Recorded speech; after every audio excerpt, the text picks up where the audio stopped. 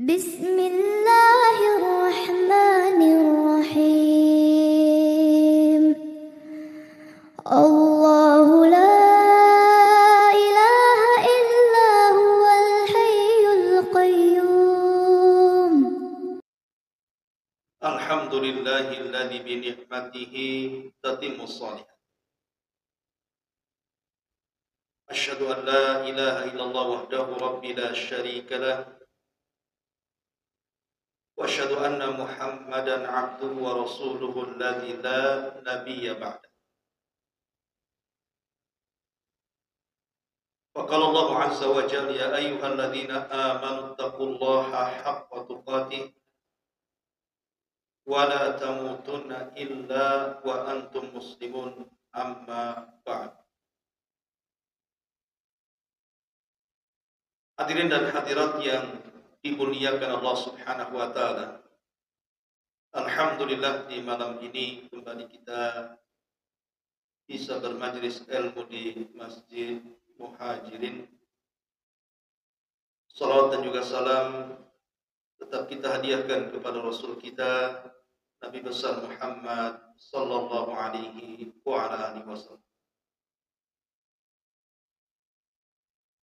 Pembahasan di malam hari ini masih seputar Ramadan. Dan pada minggu yang lalu kita sudah jelaskan beberapa anugerah-anugerah yang Allah Azza wa Jalla anugerahkan kepada kita di bulan Ramadan. Sedikit mengingatkan apa yang sudah kita pahami tentang kemuliaan di bulan Ramadan. Bahwa sebagian para ulama mengatakan Ramadan dimuliakan dibandingkan bulan-bulan yang lain itu karena 5 perkara. Pertama, bau mulut orang yang berpuasa itu lebih harum di sisi Allah Subhanahu wa taala dibandingkan harumnya minyak kasturi. Karena Rasul yang mengatakan luhufu fammi shaim atyab min rihil misk. Bau mulut orang yang berpuasa itu lebih harum dibandingkan minyak kasturi.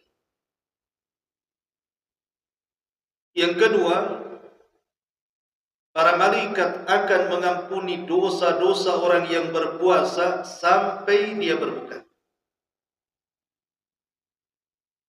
Karena Nabi yang mengatakan man shoma ramadanan imanan wa ihtisaban ghufira lahu ma taqaddama min dhanbi.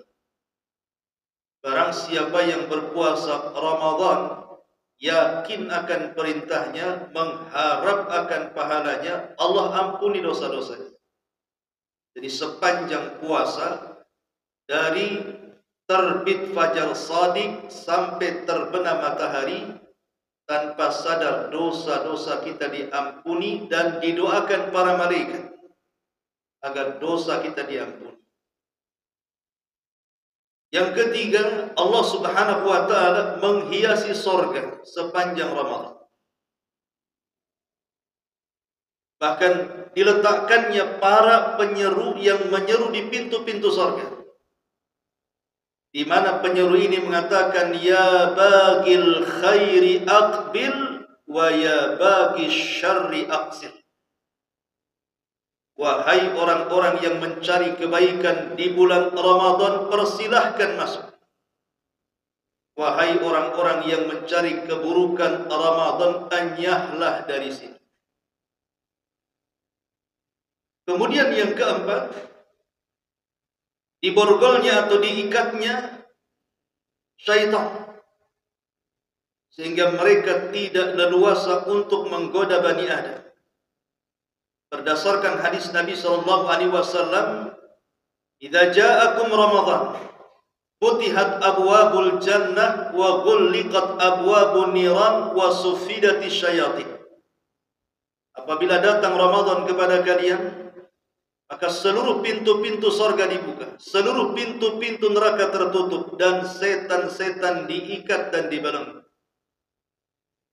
Dan yang terakhir, Allah Subhanahu wa ta'ala mengampuni dosa-dosa umat ini di akhir daripada bulan Ramadan. Dan ada hadis yang mengatakan, ketika Nabi SAW mengaminkan doanya Jibril, salah satu orang yang paling celaka adalah orang yang masuk bulan Ramadan dari awal sampai akhir, satu dosa pun tidak diampuni. Kenapa? Karena dia tidak memanfaatkan Ramadan.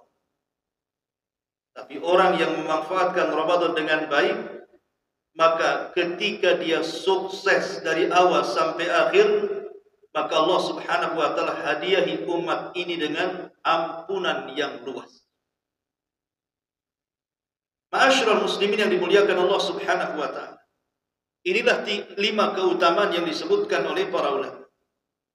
Dan banyak lagi, karena sekedar 5 ini saja. Dan kita tahu bahwa ada adab yang diajarkan Nabi SAW apabila kita melihat hilal Ramadan. 4 atau boleh jadi 5 hari ke depan kita akan menghadapi bulan Ramadan. Maka saat pemerintah mengumumkan bahwa besok adalah 1 Ramadan karena terlihatnya bulan, maka Nabi SAW mengajarkan satu doa kepada kita, Allahumma ahillahu alaina bil amni wal iman wassalamati wal islam rabbi wa rabbukallah. Ya Allah, Kau telah tampakkan hilal itu kepada kami, maka berikan kepada kami selama Ramadan keamanan dan keimanan, keselamatan dan keislaman, Rabbu dan Rabbmu Allah Subhanahu wa ta'ala. Kita meminta 4 perkara. Pertama, berikan keamanan selama Ramadan, supaya dengan aman ini kita bisa beribadah. Berapa banyak negeri-negeri konflik untuk ibadah susah. Lihat Palestina. Beribadah mereka susah sekali. Mau masuk ke masjid, dibom masjid. Mau jalan ke pasar, ditembak snipernya. Susah mereka itu mau ibadah kepada Allah Azza wa Jalla. Maka minta keamanan. Yang kedua, minta keimanan, karena yang menggerakkan ibadah badan kita dari kepala sampai kaki itu dorongan iman. Tanpa ada dorongan iman, malas kita di bulan Ramadan. Yang ketiga, wassalamati, keselamatan. Jangan sampai ditimpa sakit badan kita. Jangan sampai ditimpa persoalan urusan hidup kita sehingga kita akhirnya tidak konsentrasi dalam ibadah. Minta keselamatan. Dan juga keislaman. Istiqomah di dalam menjalankan syariat-syariat Islam di bulan Ramadan. Inilah permintaan kita kepada Allah di permulaan Ramadan.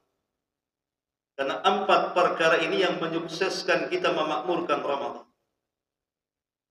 Ma'asyiral muslimin wal muslimat rahimakumullah.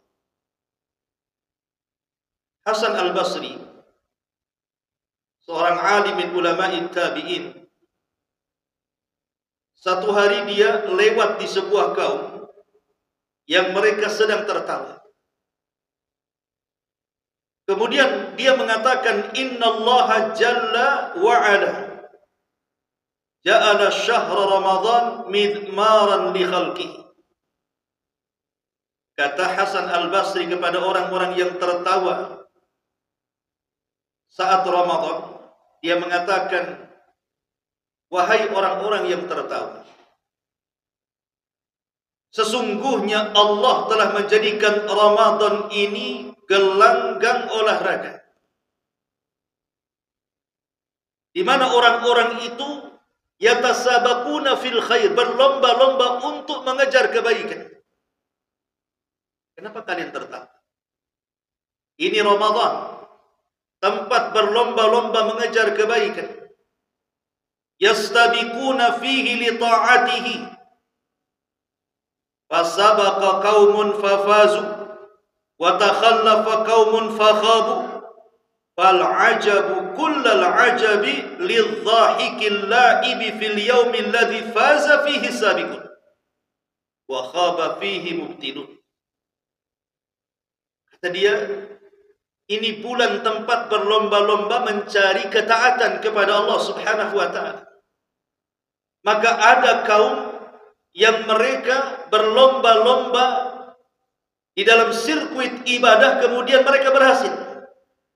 Tetapi ada juga yang kemudian mereka berleha-leha, maka mereka pun binasa di bulan Ramadan. Maka sungguh heran di atas keheranan, kok masih ada yang tertawa main-main di hari ketika manusia berlomba-lomba untuk mengejar kemenangan. Begitulah nasihat Hasan Al-Basri kepada kita semuanya, bahwa Ramadan ini adalah sirkuit supaya kita ini bisa memenangkan perlombaan dan sampai finish kita sudah berhasil dengan keberhasilan yang gemilang. Ma'asyiral muslimin yang dimuliakan Allah Subhanahu wa taala. Makanya Ibnu Umar bin Khattab radhiyallahu an, apabila datang bulan Ramadan, beliau mentarhib, mengucapkan selamat kepada bulan Ramadan dan mengatakan marhaba bimadharina minadz-dzunub. Selamat datang bulan yang akan menggugurkan dosa-dosa kami, kata Umar. Jadi Umar begitu senang dengan kedatangan Ramadan. Selamat datang wahai Ramadan. Dengan kedatanganmu dosa-dosa kami akan tergugurkan. Begitulah para salafun saleh berfikir tentang kedatangan Ramadan. Mereka sangat bahagia luar biasa. Sampai-sampai Ahnaf ibn Qais rahimahullah ta'ala, usia dia sudah tua, sudah renta. Secara fisik mungkin sudah tidak kuat lagi lah dia berjalan apalagi puasa. Tapi dia memaksakan puasa. Kemudian dikatakan kepada Ahnaf ibn Qais, innaka syaikhun kabir wa inna siyama yud'ifuka ya syekh. Wahai syekh, kau ini orang tua yang sudah renta. Puasa itu bisa melemahkan engkau. Engkau punya ruksa untuk tidak puasa. Faqala, maka dia mengatakan, inni u'idduhu lis-safarin tawilin was-sabru ala ta'atillahi ahwan minas sabri ala adabi. Apa kata Ahnaf ibn Qais? Bukan begitu wahai fulan. Kenapa aku terus berpuasa walaupun usiaku sudah tua renta? Karena puasaku untuk kujadikan persiapan dalam rangka perjalanan yang jauh. Dan sabar di atas ketaatan itu lebih ringan bagiku dibandingkan sabar di atas adab Allah Subhanahu wa ta'ala. Begitu mereka. Makanya kenapa kalau seandainya orang-orang yang hanya fokus beribadah di bulan Ramadan sampai luar Ramadan kemudian melemah lagi, ulama mengatakan bi'sal kaum la ya'rifuna lillahi haqqa illa fi Ramadan. Seburuk-buruk kaum yang hanya mengenal Tuhannya di bulan Ramadan. Tetapi kalau sudah keluar Ramadan, balik lagi tidak kenal siapa Tuhan. Ma'asyiral muslimin wal muslimat rahimani wa rahimakumullah. Ramadan ini mengumpulkan rukun-rukun Islam kepada kita. Seluruh rukun Islam itu ada di bulan Ramadan. Kita bisa memperbanyak syahadat, kita bisa memperbanyak salat, kita bisa memperbanyak puasa karena Ramadanlah bulan puasa, termasuk juga kita bisa mengeluarkan zakat. Macam mana dengan haji? Bukankah haji itu tidak dilakukan di bulan Ramadan, hanya dilakukan di bulan Dzulhijjah tanggal 8 sampai 13?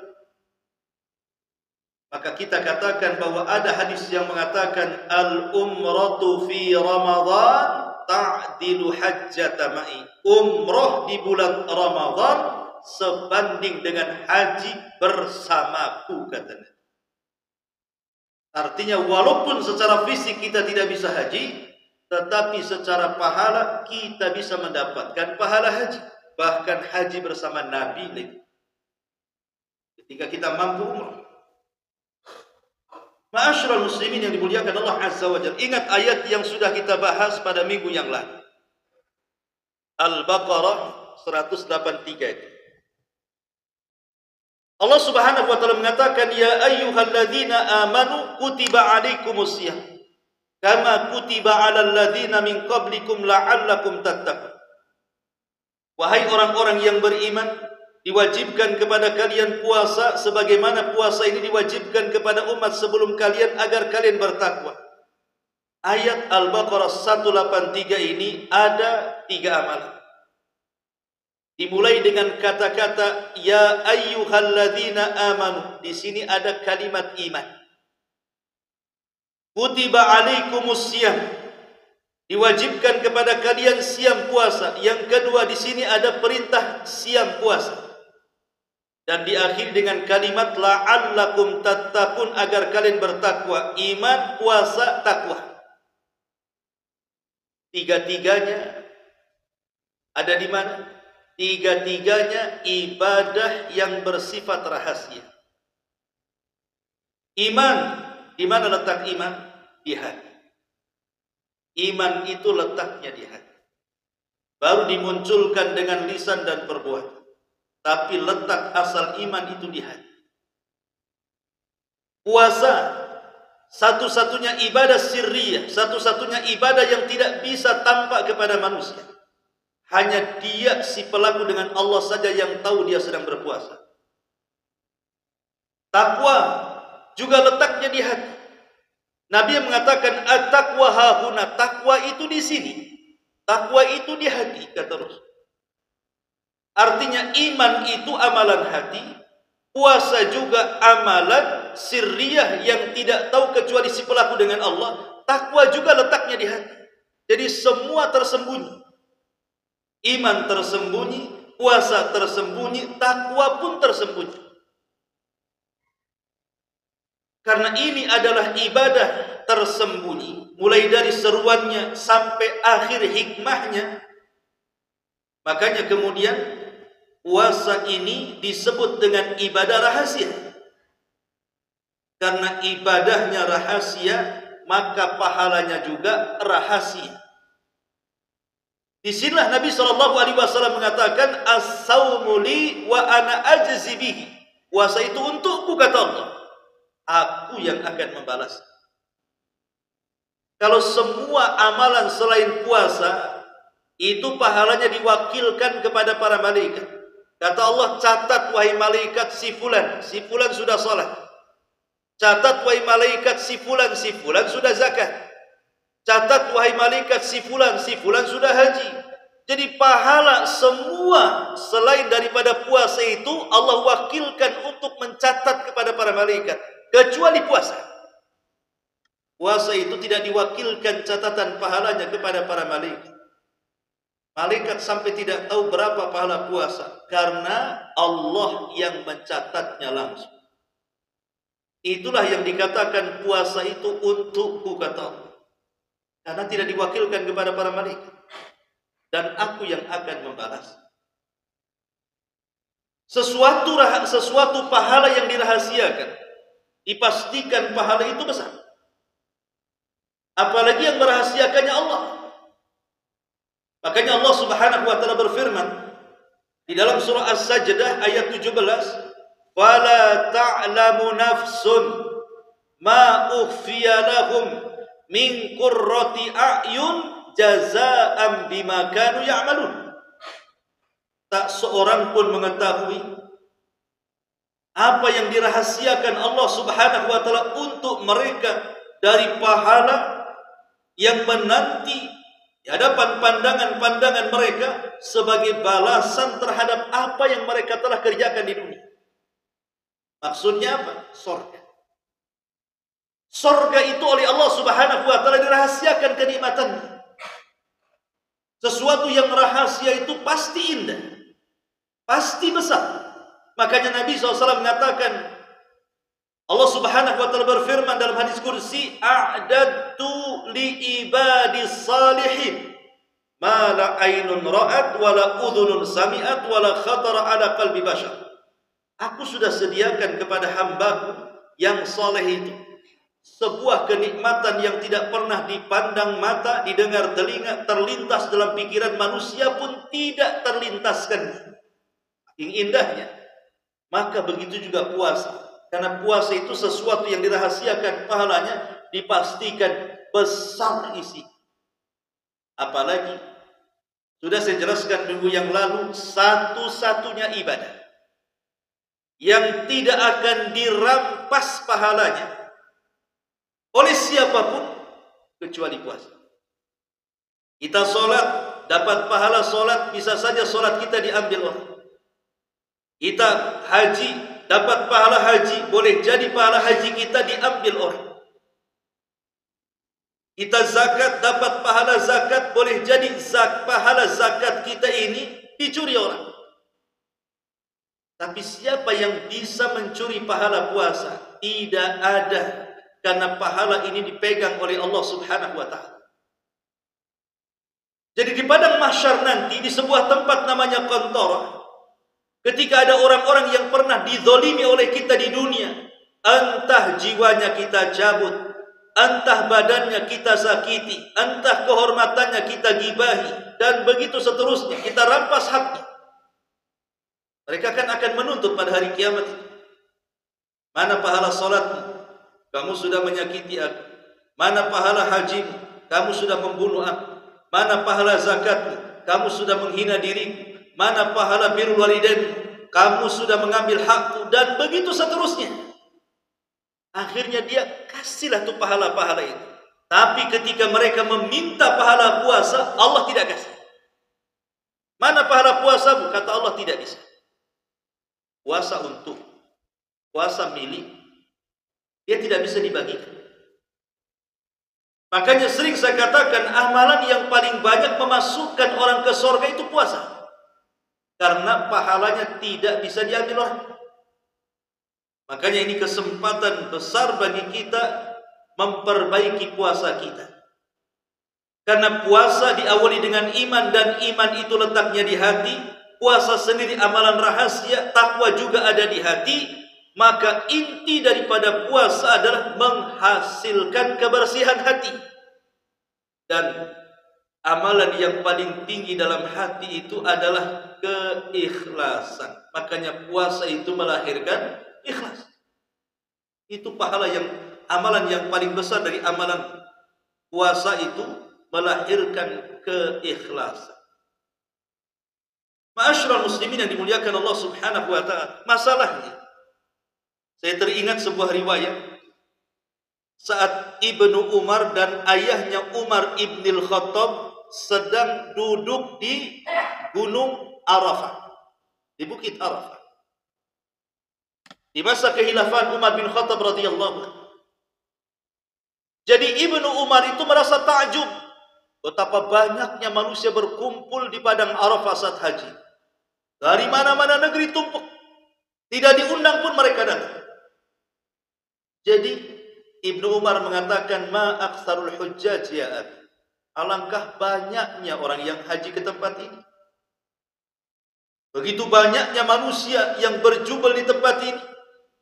Tapi kata Umar bin Khattab radhiyallahu mengatakan, ya bunai, ar-raqbu katsirun wal hajju qalilun. Kata Umar, wahai anakku, ya betul, yang datang kemari itu memang banyak, tetapi yang benar-benar melaksanakan haji itu sedikit. Entah berapa juta yang datang ke Mekah itu, yang diterima hajinya itu tak banyak. Begitu juga dengan Ramadan. Kalau datang Ramadan semua berpuasa. Yang tidak sholat pun puasa. Preman-preman pun puasa, tobat. Tetapi apakah kemudian semua orang yang berpuasa sebanyak itu kalau bulan Ramadan diterima puasanya? Semua diterima puasanya? Boleh jadi seperti perkataan Umar kepada Ibnu Umar ketika melihat jemaah haji itu.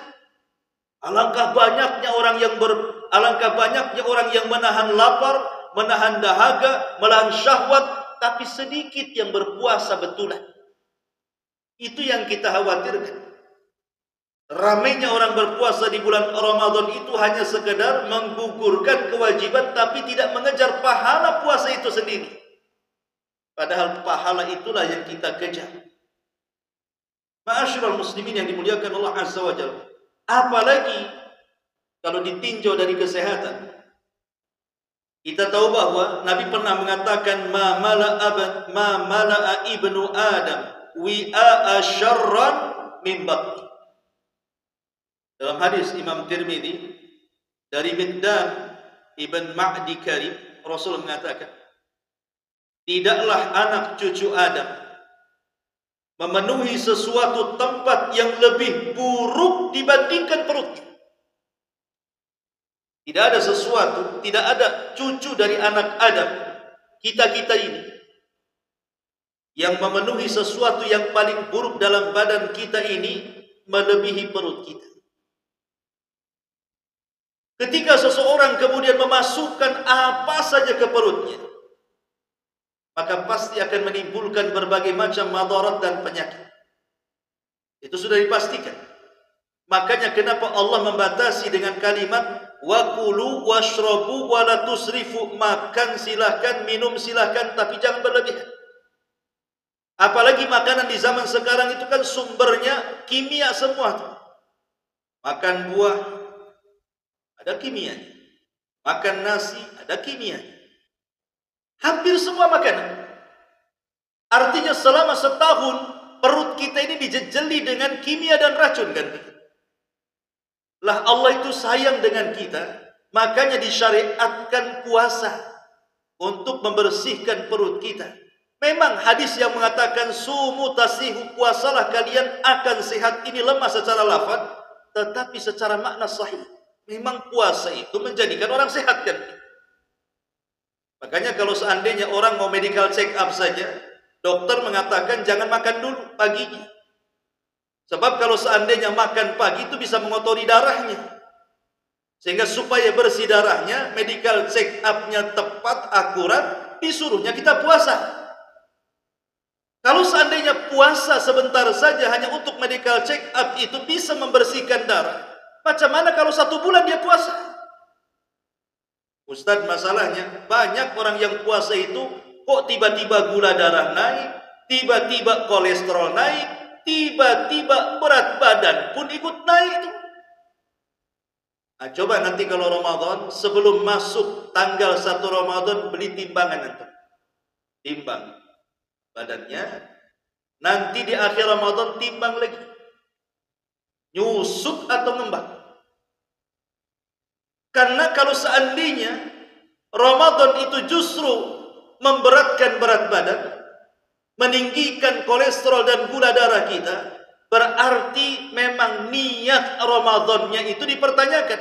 Boleh jadi Ramadan itu menjadi bulan makanan bagi dia. Syahrul ta'am bahasa Arab, bulan makan. Betul memang dia menahan lapar dari pagi sampai sore, tapi setelah kemudian alarm selesai dibunyikan, selesai puasa, semua masuk perutnya. Ya mungkin saja kan begitu. Akhirnya gula darah naik, kolesterol naik, asam urat naik, badan pula ikut naik. Dan anehnya di bulan Ramadan ini terkadang ada makanan-makanan yang hanya keluar di Ramadan saja. Dicari di luar Ramadan tidak ketemu tuh makanan itu. Masuk Ramadan ada pula tuh makanan itu. Rupanya memang khusus di bulan Ramadan. Seolah-olah Ramadan dijadikan syahrul kuliner jadi. Bulannya orang kuliner. Dikejarnya tuh makanan itu. Ma'asyiral muslimin yang dimuliakan Allah Subhanahu wa taala. Ini kan sebenarnya kalau kita melihat bahwa puasa ini sebenarnya kesempatan juga kita ini menjaga kesehatan, karena yang namanya kesehatan itu kan pilihan, adapun mati itu sudah takdir. Kan sehat itu kan pilihan kita. Kalau mau sehat, ya jaga kan begitu. Tidak mau sehat, makan aja segala. Ustaz, ada juga si anu itu jaga kesehatan luar biasa, mati juga. Saya yang nggak dijaga, tak mati-mati. Mati itu takdir. Banyak orang yang pasiennya yang dijaga masih hidup, dokter yang ngobatinya mati duluan. Anak yang diharapkan panjang umurnya, rupanya lebih duluan mati dibandingkan orang tuanya. Itu sudah takdir. Tapi kan sehat pilihan ya. Ma'asyiral muslimin yang dimuliakan Allah Subhanahu wa taala, makanya dari sini pentinglah seseorang itu mengambil hikmah puasa supaya merangsang lagi bahwa memang puasa itu bukan hanya dilihat dari sisi ibadahnya saja. Banyak aspek yang kita akan dapati saat berpuasa. Intinya bahwa bulan Ramadan adalah syahrul asyam, bulannya orang puasa, dan saya sudah jelaskan tentang hikmah dan manfaatnya pada minggu yang lalu. Betapa indahnya puasa itu dengan berbagai macam manfaat. Ma'asyiral muslimin rahimakumullah.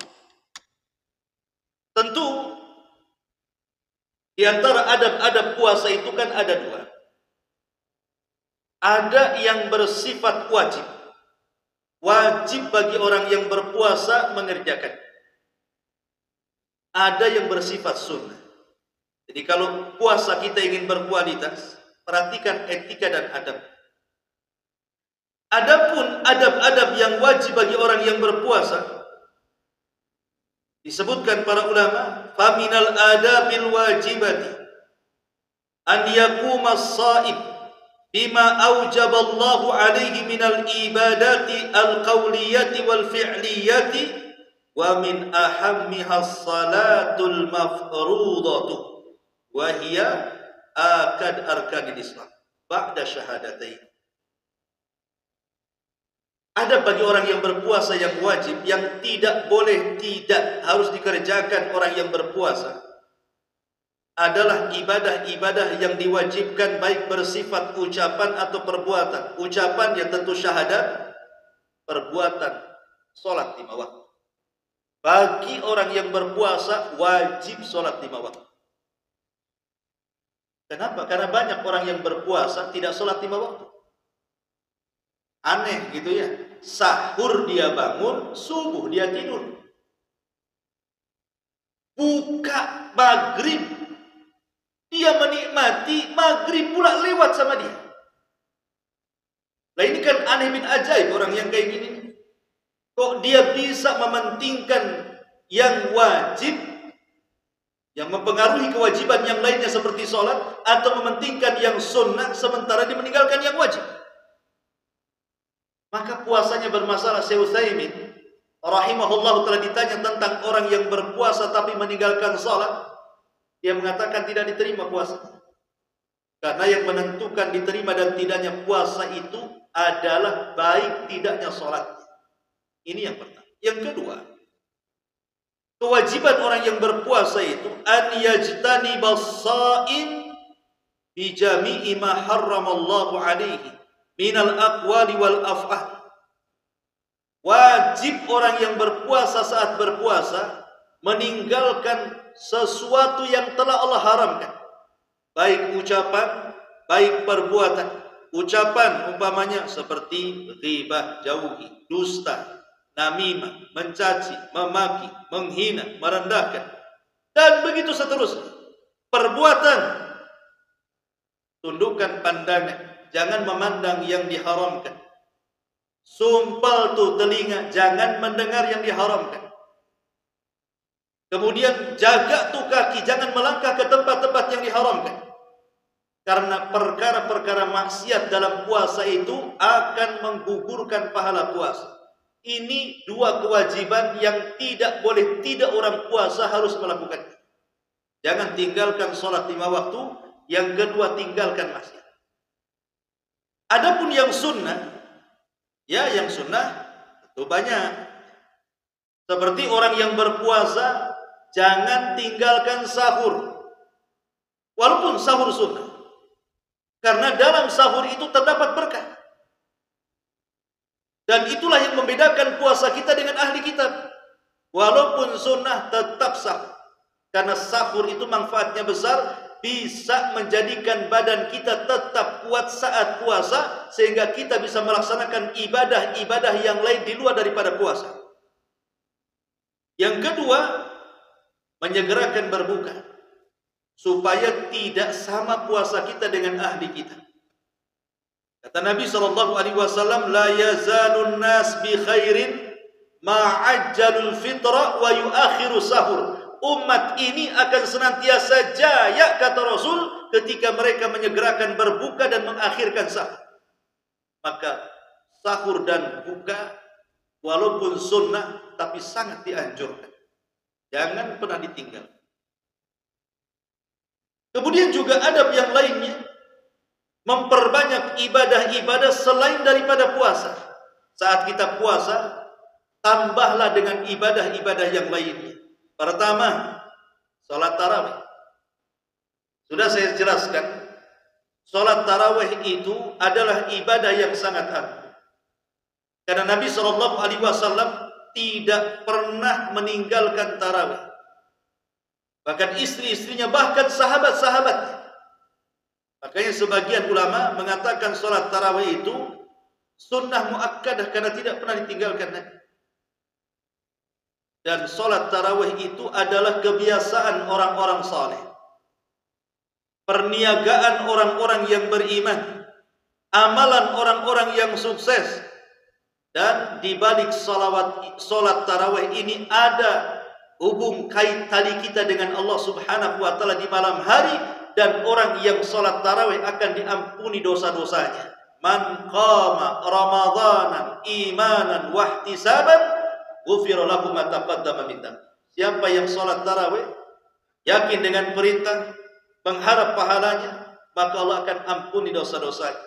Tapi yang jelas bahwa tarawihlah sesuai dengan yang diajarkan Nabi. Sallu kama ra'aitumuni usalli. Salatlah kalian sebagaimana kalian melihat aku salat. Karena salat tarawih itu sudah saya jelaskan kan, terbagi menjadi tiga. Ada tarawih ala Nabi, ada tarawih ala sahabat, ada tarawih ala kita. Tarawih ala Nabi sedikit rakaat, panjang bacaan. Tarawih ala sahabat banyak rakaat, sedang bacaan. Tapi sedangnya bacaannya para sahabat ba'da isya sampai hampir fajar. Sedangnya itu. Kalau tarawih kita sudah memilih pendek rakaatnya, kemudian pendek pula bacaannya, singkat pula gerakannya. Itu namanya tarawih, apa namanya? Kalau kantor pos itu namanya kilat. Kilat khusus. Kan ada kilat khusus. Kita ini kilat khusus tuh biasa. Karena mengambil yang sedikit rakaatnya, yang pendek bacaannya, yang kilat gerakannya. Yang 7 menit 23 rakaat, yang kedengaran suara waladhdallin sama aminnya. Nah ini yang terjadi dengan kita. Padahal Rasul mengatakan sallu kama ra'aitumuni usalli. Salatlah kalian sebagaimana kalian melihat aku salat, kan begitu. Macam mana salatnya Nabi? Okelah kita jangan bercerita tentang polemik soal rakaat, karena rakaat itu kan macam-macam ya pendapatnya. Bahkan Al-Hafidz Ibnu Hajar dalam kitab Fathul Bari menukilkan beberapa pendapat. Ada yang mengatakan tarawih itu 11 rakaat dengan witirnya. Ada yang mengatakan 13 rakaat dengan witirnya. Ada yang mengatakan 21 dengan witirnya. Ada yang mengatakan 23 dengan witirnya. Ada yang mengatakan 39 dengan witirnya. Ada yang mengatakan 41 dengan witirnya. Ada yang mengatakan 49 dengan witirnya. Kalau jumlah rakaat memang khilaf. Tapi di masyarakat kadang-kadang gara-gara yang 23 dengan yang 11 itu tak mau sapa-sapaan tuh kadang-kadang. Saling salah-salahkan. Bahkan waktu kemarin saya daurah di Tanjung Uban. Habis ngisi kajian waktu subuh. Datang orang tua tanya sama saya. Ustaz, saya sah nggak sholatnya? Apa saya ulang lagi sholat? Kenapa Pak? Saya semalam sholat dengan imam yang 11 rakaat. Jadi saya kepikiran sampai sekarang kan katanya. Waktu bulan Ramadan kemarin, 1 bulan saya kepikiran dengan imam yang 11 rakaat kan. Jadi apa yang Bapak lakukan? Aku tambah sendirilah tengah malam biar 23. Takut gak sah katanya. Ini kan sibuk saja masalah khilafiyah soal rakaat kan. Kenapa disibukkan soal jumlah rakaat? Tidak dipertanyakan soal cepatnya, tidak dipertanyakan soal tidak tumakninahnya, tidak diperbincangkan soal amburadul bacaannya. Kan harusnya itu yang diperhatikan. Buat apa banyak rakaat kalau amburadul sholatnya? Atau yang sedikit rakaat makin kilat pula sholatnya. Kalau tidak dapat khusyuk dan tumakninah kan percuma saja kita sholat tarawih. Apalagi yang di YouTube 7 menit 23 rakaat, apa nggak sakit pinggang tuh habis sholat tuh? Padahal sebenarnya inti daripada tarawih itu kan mencari pahala, bukan mencari rakaat kan? Kita kan mencari pahala di sana. Makanya kalau kita lihat beberapa riwayat yang bicara tentang sholat tarawih itu. Contoh pamannya riwayat Abdullah ibn Abi Bakar. Dia mengatakan, Sami'tu abi, aku mendengar, kata Abdullah ibn Abi Bakar, ayahku berkata, Kunna nansarifu fi Ramadan minal qiyami fanasta'jilul khidmah bitta'ami makhafatal fajr. Kami bubar di bulan Ramadan dari sholat tarawih itu dan buru-buru kami pulang untuk menyediakan sahur karena takut fajar menyingsing. Berarti kan sholatnya ba'da isya sampai mendekati fajar itu. Bahkan Umar bin Khattab radhiyallahu anhu dijelaskan membagi satu malam itu dengan 3 imam tuh. Mulai dari ba'da isya sampai mendekati fajar. 3 imam gantian, Tamim Ad-Dari, Ubay ibn Ka'ab dan salah seorang sahabat. Maka dijelaskan oleh Sa'id ibn Yazid. Sa'id ibn Yazid dia mengatakan, Amara Umar ibn al-Khattab radhiyallahu an Ubay ibn Ka'b wa Tamiman Ad-Dari. Kata Sa'id ibn Yazid, Umar memerintahkan Ubay ibn Ka'b dan Tamim Ad-Dari radhiyallahu anhuma an yaquma lin-nasi bi 11 rak'atan fi Ramadan. Agar keduanya mengimami manusia dengan 11 rakaat di bulan Ramadan. Fakana al-qari yaqra'u bil mi'in. Maka setiap imam membaca ayat di atas 100 ayat. Hatta kunna na'tamidu 'alal 'asi, sampai lamanya salat kami sampai berpegangan dengan tongkat. Min tulil qiyam, karena panjangnya berdiri. Wa ma kunna nansarifu illa fi furu'il fajri, dan kami tidak berpaling kecuali sudah hampir mendekati waktu fajar. Itu sahabat. Saya kira kalau kita hidup di zaman sahabat, riset tuh salat tarawih kita. Lama kan? Di zaman sekarang gara-gara imam membaca Al-Baqarah saja dibuat 11 rakaat, itu sudah komplain makmum. Boleh jadi dipecat besoknya sama pengurus masjidnya. Karena menjadikan buyar jamaah. Betul kata Ibnu Taimiyah, walaupun memang disunnahkan panjang, tetapi harus lihat-lihat makmum juga di belakang. Tetapi walaupun demikian, inilah sebenarnya kesempatan kita untuk lebih berlama-lama berkhalwat dengan Allah, berjumpa dengan Allah saat sholat. Makanya ada orang yang merindukan ketika sholat itu, ingin sholat di Masjidil Haram katanya. Imamnya enak, panjang gak terasa. Ini di masjid ini sudah suaranya gerebek, panjang lagi. Kadang-kadang mau diganti aja itu imam tuh. Ma'asyiral muslimin yang dimuliakan Allah Subhanahu wa taala, itulah menunjukkan bagaimana orang-orang salaf di situ luar biasa ketika mereka melaksanakan sholat tarawih. Karena saya nasihatkan antum, baik anda yang berkeyakinan 11 rakaat, 21 atau 23 rakaat, pokoknya kalau sudah imamnya anda yang 23 bermakmum kepada yang 11 atau sebaliknya, Selesaikan sampai selesai. Sampai imam berpaling. Karena hadis mengatakan, dalam sebuah hadis, kata Nabi SAW, siapa yang salat bersama imam, jamaah tarawih, kemudian la yansarifu hatta yansariful imam, la yansarifu hatta yansarifal imam, sampai dia berpaling ketika imam berpaling. Kata Rasulullah SAW, kutiba lahum qiyamatil kalailati, maka akan dicatat solat malam semalam suntuk. Jadi kalau solat di muhajirin ini antum jadi makmum 11 rakaat namanya. Selesai imam antum selesai, maka sama dengan antum solat dari isya sampai subuh. Itu pahalanya. Makanya rugi kalau seandainya kemudian berpikir, umpamanya nantilah saya mau witir di rumah sajalah. Yang 8 umpamanya baru 8 rakaat, 3 rakaatnya kan witir, saya witir di rumah. Jangan witir di rumah. Witir bersama itu. Kalau di rumah mau sholat qiyamul lail silakan. Tapi jangan diulang witirnya, supaya kita mendapatkan pahala semalam suntuk, itu maksud.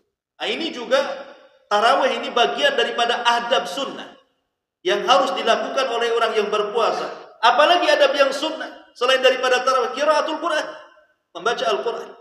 Itu juga bagian daripada adab sunnah.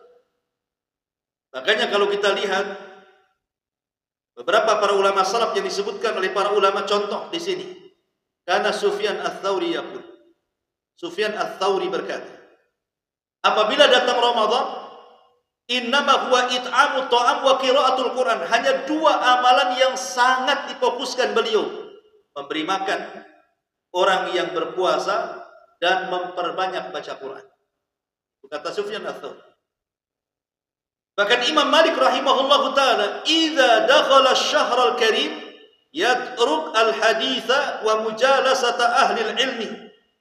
Imam Malik kalau datang bulan Ramadan, tinggalkan hadis, dia tinggalkan bermajlis bersama orang-orang saleh, kemudian dia pun fokus membaca Quran dengan mushaf. Padahal dia hafal Quran, tapi dia tetap memegang mushaf. Kenapa? Supaya fokus baca Quran. Sebab kalau tanpa mushaf takutnya melamun kemana-mana. Kemudian juga Muhammad ibn Ismail al-Bukhari, yakhtimu fi Ramadan fi nahari kulla yawmin khatmah wa yaqumu ba'da tarawih kulla 3 layalin bi khatmah.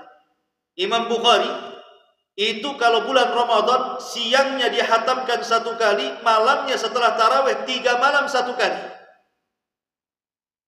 Bahkan dijelaskan oleh muridnya Imam Syafi'i, Rabi' ibn Sulaiman, kana Syafi'i yakhtimul Qur'ana fi syahri Ramadan 60 khatmah. Imam Syafi'i kalau datang bulan Ramadan dia hatamkan 60 kali selama sebulan. Artinya siang 1 kali, malam 1 kali. Kemudian juga Al-Walid ibn Abdul Malik yakhtimu fi kulli 3. Dia menghatamkan Al-Quran setiap 3 hari sekali. Kemudian Abu Awana rahimahullah ta'ala mengatakan, syahidtu Qatadah yudarrisul Quran fi Ramadan. Aku menyaksikan Qatadah, dia fokus hanya mengajar Quran saja. Bahkan Sa'id ibn Zubair yakhtimul Quran fi kulli lailataini. Sa'id ibn Zubair menghatamkan Quran di bulan Ramadan setiap 2 malam sekali. Lihat bagaimana para ulama salaf, ada yang 1 malam sekali, siang sekali. Ada yang 1 malam dan siang sekali. Ada yang 2 malam, 3 malam sekali. Dan begitu seterusnya. Walaupun ini menjadi polemik para ulama, kan ada hadis yang mengatakan tidak boleh menghatamkan Quran kurang dari 3 hari. Seperti nasihatnya Rasul kepada Abdullah ibn Amr ibn As, dan mengatakan engkau jangan menghatamkan Quran lebih kurang dari 3 hari karena engkau tidak akan paham. Sekarang kalau kita melihat di sini, Imam Syafi'i siang sekali, malam sekali. Imam Bukhari siang sekali, malam 3 malam sekali. Apa tidak menyelisih hadis Nabi ini? Al-Hafidh Ibn Rajab Al-Hambali boleh menjawab bahwa boleh seseorang itu menghatamkan sehari sekali atau sehari 2 kali di bulan Ramadan, karena Ramadan adalah syarafu az-zaman, memiliki kemuliaan waktu. Adapun di luar Ramadan kalau bisa jangan. Tapi di bulan Ramadan karena ada kemuliaan waktu, maka dibolehkan kata beliau, bahkan disunahkan. Jadi mumpung bulan Ramadan, selain daripada puasa, perbanyak baca Quran gitu maksudnya. Dan sering saya bagi-bagi, orang terhadap Quran itu kan ada tiga. Ada yang mampu membaca lancar, ada yang tidak mampu membaca lancar, ada yang sama sekali tak bisa baca. Yang Allah anugerahkan bisa lancar, kejar hataman. Yang penting kuantitas, jangan pikir kualitas. Gak perlu kita baca tafsir, tadabbur Quran, nanti itu di luar Ramadan. Di dalam Ramadan, orang yang lancar baca Quran, targetnya hatam dengan target. Yang kedua, orang yang tidak bisa lancar bacaannya, baca saja. Jangan mikir hatam, baca saja. Karena walaupun dia tidak lancar baca Quran, tetap dapat 2 pahala. Walladzi yatata'ta'u fihi lahu ajran. Siapa yang tertatih-tatih bacaan Qur'annya, tetap dia paksa baca Quran, bagi dia 2 pahala. Pahala membaca Quran dan pahala kesungguhan dia membaca Quran. Bagi yang tidak bisa membaca, dengarkan. Dengarkan orang yang membaca Quran. Setel kaset dari awal Al-Baqarah sampai akhir daripada surah An-Nas, supaya dia juga mendengarkan sampai hatam juga Quran itu. Dan Rasul sallallahu alaihi wasallam pernah mengatakan kepada Ibnu Mas'ud, tolong bacakan kepada aku Quran. Kata Abdullah Ibnu Mas'ud, bagaimana aku akan baca Quran? Quran kan turun kepadamu wahai Rasul. Kata Rasul, baca saja. Akhirnya dia pun baca, Rasul mendengarkan. Dan bahkan Jibril turun setiap Ramadan di malam hari kepada Rasul. Murojaah, kadang Jibril baca, Rasul yang mendengar, kadang Rasul yang baca, Jibril yang mendengar. Bagi yang tidak bisa membaca Quran, yang penting dengarkan. Karena ini bulan Quran, jangan sampai kemudian lemah membaca Quran. Kalau di bulan Quran kita lemah membaca Quran, di luar bulan Quran pasti malas baca Quran. Karena rangsangan baca Quran di bulan Ramadan itu luar biasa sebenarnya. Maka kejar hataman. Itu yang diwasiatkan para ulama, kejar hataman. Kalau bisa, ya sebulan 2 kali lah kita mampu. Kalau bisa. Kalau tidak bisa, ya sudahlah, ambillah sekali.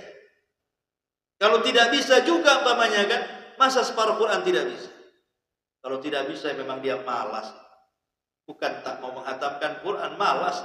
Intinya malas. Ma'asyiral muslimin yang dimuliakan Allah Subhanahu wa ta'ala. Apalagi adab-adab sunnah orang yang berpuasa, bersedekah. Bersedekah, perbanyak sedekah. Abdullah ibn Umar radhiyallahu anhu dikisahkan. Wa kana ibnu Umar radhiyallahu anhu yasumu wa la yuftir illa ma'al masakin. Yasum wa la yuftiru illa ma'al masakin. Ibnu Umar itu puasa dan tidak mau buka kecuali ada orang miskin di sampingnya. Ibnu Umar, dia tidak mau berbuka puasa sendirian. Dia akan cari orang-orang fakir, kemudian diajak ke rumahnya, buka sama-sama. Karena Allah berikan rizki lapangan, rizki yang luas Ibnu Umar itu. Makanya sebelum waktu berbuka, dia keliling-keliling, cari orang-orang miskin, dibawa ke rumahnya, makan, diajak berbuka. Itu pekerjaan Ibnu Umar radhiyallahu anhu. Kemudian Hammad ibn Abi Sulaiman. Hammad ibn Abi Sulaiman, Imam Hammad ma'ruf ulama, salaf ulama dunia. Yuftiru fi syahri Ramadan 50 rajulan kulla lailatin. Setiap bulan Ramadan dia undang 50 orang untuk makan iftar di rumah dia rame-rame. Begitu ulama salaf. Diajaknya orang, ayo makan-makan. Ma'asyiral muslimin yang dimuliakan Allah Azza wa Jalla. Bahkan Imam Syafi'i rahimahullahu ta'ala, dia mengatakan, sesungguhnya aku di bulan Ramadan ingin seperti Nabi. Apa yang dimaksud Imam Syafi'i ingin seperti Nabi? Iqtidaan bin Nabi, ingin mencontoh Nabi. Filju, dalam kedermawanan. Di mana Nabi SAW kalau di bulan Ramadan itu bertambah-tambah dermawannya. Apalagi ketika berjumpa dengan Jibril, maka dia akan lebih lagi dermawannya, lebih daripada angin yang menghembus. Kata Imam Syafi'i, aku ingin seperti Nabi. Makanya Imam Syafi'i di biografinya kalau datang bulan Ramadan adalah imam yang paling dermawan di zamannya. karena iktidaan ingin mencontoh Nabi sallallahu alaihi wasallam. Bahkan Abu Aswar Al-Adawi beliau mengatakan kana rijalun min Bani Adi yusalluna fi hadzal masjid ma aftara ahadun minhum ala ta'amin qad wahid. Dia mengatakan dahulu ada kabilah dari Bani Adi, mereka sholat di masjid ini. Tidak ada satupun di antara mereka yang memakan makanan sedikit pun karena ketiadaan atau karena kefakiran mereka. Maka dia mengatakan dia pun berusaha untuk membawa makanan ke masjid itu, kemudian membagi-bagi makanan saat mereka iftar. Dari sini ikhwatu fiddin muliakan Allah Azza wa Jal, sedekah di bulan Ramadan itu menjadi 3 tingkatan. Tingkatan yang pertama yang paling afdol adalah memberi makan orang yang berpuasa. Ini tingkatan yang paling afdol. Kalau Anda punya rezeki di bulan Ramadan ingin sedekah, sedekahkan untuk memberi makan orang yang puasa. Karena Rasul yang mengatakan man fattara shaim kana lahu ajru shaim. Siapa yang memberi makan orang yang berpuasa, dia dapat pahala orang yang berpuasa. Tingkatan yang kedua memberi makan orang sahur. Pamannya di Masjid Muhajirin ada orang i'tikaf, datang ke pengurusnya kasih duit. Di masjid ini sahurnya aku tanggung. Kasih makan orang sahur. Baru yang ketiga ya sedekah ke fakir miskin, ke anak-anak yatim, memberi pakaian bagus untuk lebaran biar mereka senang dan begitu seterusnya. Ini bagian daripada sunnah bagi orang yang berpuasa adalah sedekah. Kemudian juga di antara sunnah orang yang berpuasa adalah itikaf. Dan kebiasaan itikaf Rasul itu kan di 10 akhir Ramadan. Sesuatu yang akhir itu sifatnya itu menentukan ya. Makanya ada istilah su'ul khotimah, ada istilah husnul khotimah. Ada yang baik akhirnya, ada yang buruk akhirnya. Lah i'tikaf ini bagian yang menentukan. Karena biasanya 10 akhir Ramadan itu sudah masuk kepada babak final. Karena sudah lewat penyisihan, sudah lewat semifinal, ini sudah finalnya masuk. Disinilah manusia-manusia akan terpilih siapa yang mendapatkan Lailatul Qadar dan siapa yang rugi tidak mendapatkannya. Sehingga Rasul mengatakan faman hurima khairaha faqad hurim. Siapapun yang diharamkan mendapatkan Lailatul Qadar, selamanya diharamkan kebaikan bagi dia. Maka hanya dengan i'tikaf biasanya orang mendapatkan Lailatul Qadar itu. Karena ini finalnya di bulan Ramadan. Sesuatu yang akhir itu menentukan. Umur manusia akhir yang menentukan 1 sampai 15. Itu awal umur kita. 15 sampai 40 itu tengah umur kita. 40 sampai mati itulah akhir umur kita. Kalau di usia 40 sampai mati kita baik, insya Allah husnul khatimah. Kalau di usia 40 sampai mati kita jahat, dipastikan su'ul khatimah. Begitu juga bulan. Bulan ini kan terbagi menjadi 12 bulan. Kalau kita bagi 3, mulai daripada Muharram, Safar, Rabiul Awal, Rabiul Akhir. Ini 4 bulan pertama. Kemudian 4 bulan kedua ada Jumadil Awal, Jumadil Akhir, Rajab, Sya'ban. Kemudian ada yang terakhir dimulai dari Ramadan, Syawal, Dzulqa'dah, Dzulhijjah. Maka akhir daripada bulan-bulan setahun itu yang paling baik akhirnya. Karena di situ ada Ramadannya, di situ ada Dzulqa'dahnya bulan hurum, di situ ada Dzulhijjahnya bulan hurum. Di akhir 2 bulan hurum dan 1 Ramadan. Sesuatu yang akhir itu pasti mulia. Kalau kita melihat hari umpamanya, hari ketika Allah menciptakan langit dan bumi berapa hari? 6 hari. Dimulai hari Ahad, diakhiri hari Jumat. Kita bagi menjadi 3. Ahad, Senin. Itu awal. Selasa, Rabu itu tengah. Kamis, Jumat itu akhir. Kamis ada puasa Kamis, Jumat pemimpin hari. Oke, kita buat waktu malam. Ada awal malam, ada pertengahan malam, ada akhir malam. Maghrib sampai jam 10 awal malam. Jam 10 sampai jam 2 tengah malam. Jam 2 sampai subuh itu akhir malam. Yang paling mulia itu pasti akhirnya. Karena Rasul yang mengatakan yanzilu rabbuna ila sama'i dunya fi kulli thuluthil lailil akhir wa dzalika kulla lailatin. Faqala Allah azza wa jalla man yad'uni fa astajiba lahu wa man yas'aluni fa utiya wa man yastaghfiruni fa aghfir lahu. Allah itu di sepertiga malam akhir turun ke langit dunia, kemudian memandang hamba-hambanya. Kemudian dia mengatakan, siapa yang berdoa kukabulkan, siapa yang minta kukasih, siapa yang minta ampun kuampuni dia. Sesuatu yang akhir itu pasti mulia. Apalagi waktu di siang hari juga sama. Pasti yang akhir itu dekat-dekat asar.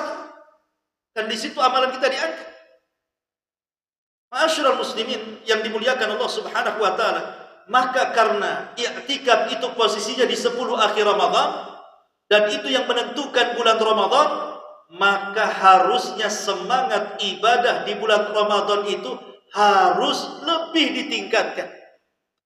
Karena umumnya di masyarakat yang sangat ajaib itu adalah awal semangat, tengah kendor, akhir sakit. Itu umumnya kan. Kalau awal semangatnya 45. Kalau seandainya ada masjid 5 lantai, 5-5-nya penuh itu biasa. Tapi kalau sudah pertengahan Ramadan, tinggal lantainya saja orang yang ada. Kalau sudah akhir Ramadan, ditinggalkan masjidnya. Nah ini yang terjadi kan begitu. Padahal harusnya orang itu kan mengukur kemampuan. Jangan diporsir di awal, tetap semangat. Tingkatkan di tengah, klimaksnya di akhir Ramadan.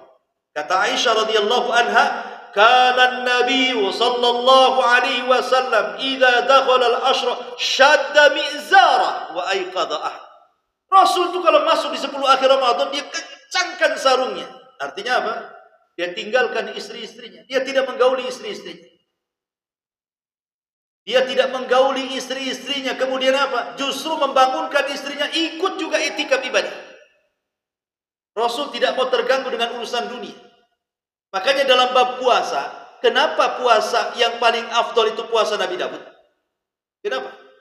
Kan ada puasa Ayyamul Bid, ada puasa Senin Kamis, ada puasa Nabi Daud kan begitu ya.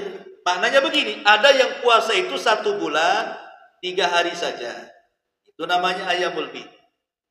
Ada puasa itu 1 bulan 8 hari. Itu namanya Senin Kamis. Ada puasa 1 bulan 15 hari. Itu namanya puasa Daud. 1 hari puasa, 1 hari tidak. Kata Nabi SAW, afdolus siyam siyamu Daud. Seafdol-afdolnya puasa itu puasa Nabi Daud. Kenapa? Kenapa Nabi Daud? Kan Nabi Musa juga puasa. Nabi Isa juga puasa. Nabi Ibrahim juga puasa. Kenapa kemudian Nabi Daud? Pertama karena Daud itu raja. Raja dari raja-raja Bani Israel. Bahkan dia pertama yang jadi raja plus jadi nabi. Yang kedua, Nabi Daud itu punya istri 100. Ya zaman itu kan belum dilarang. 100 istri. Tapi 100 istri bisa dia 1 hari puasa, 1 hari tidak kan? Kalau antum 1 istri tak mau puasa. Itu masalahnya. Nabi Daud itu istrinya banyak tapi bisa menahan syahwatnya. Cuman melayani keluarga 15 hari aja fokus dia ibadah kepada Allah Azza wa Jalla. Lah, Rasul mencontohkan seperti itu. Ashrul awakhir, 10 akhir Ramadan ini bukan tempat syahwat. Dia tinggalkan istrinya. Maksudnya tidak menggaulinya, malah justru diboyong ke masjid i'tikaf kalian.